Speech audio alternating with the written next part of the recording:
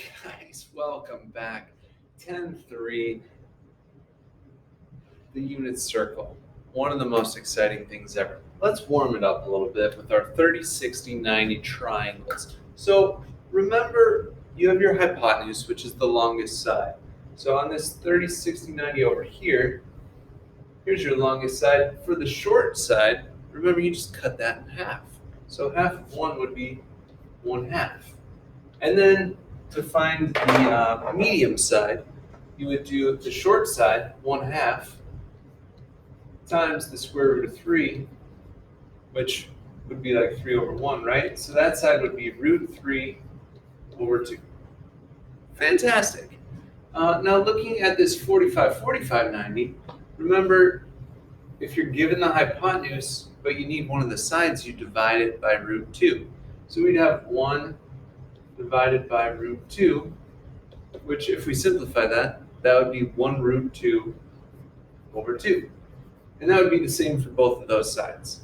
And then we've got the 30, 60, 90 again. So we could take our hypotenuse, cut it in half here. And then for the other side, we'd multiply by √3, which we already know what 1/2 times √3 was. It was √3/2.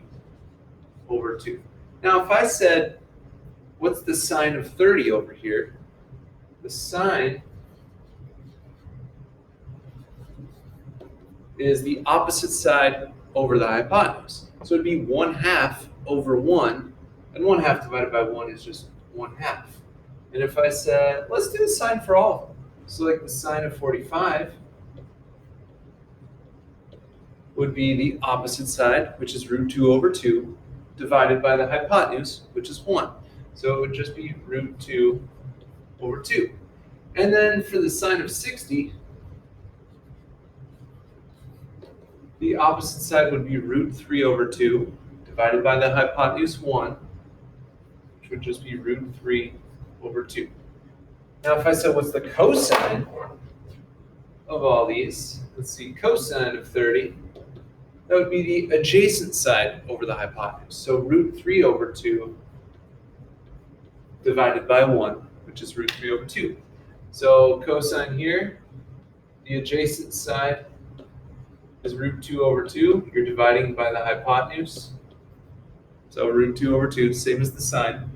And then for a 60-degree angle, cosine. Let's see, cosine 60, that would be the adjacent 1/2 divided by 1. Great. Last thing are the tangents. These are a little tougher. So like tangent of 30 would be the opposite side, 1/2, divided by √3/2. But let's write that as times and then the reciprocal. Times 2/√3. Now the 2's cancel out, so you're left with √3, or 1/√3, which would become √3/3. So here if we divide tan 45, we have √2/2 divided by √2/2, or times 2/√2. Everything cancels out, so we're just left with 1.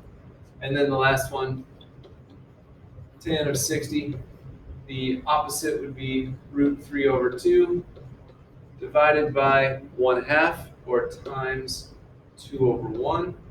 So the 2's would cancel out, and you're just left with √3. Now you're going to learn a simpler way to do this. We're just warming it up a little bit with stuff you already know.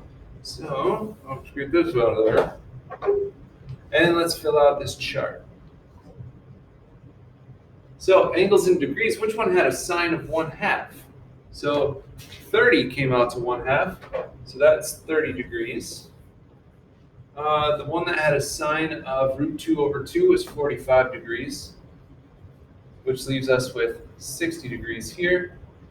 And then it wants to know what these are in radians. So remember, it's like, how much of 180 is this? So 30 of 180 would be 1/6, so it'd be pi/6 radians. 45 is 1/4, and then 60 would be 1/3. All right, we're warmed up.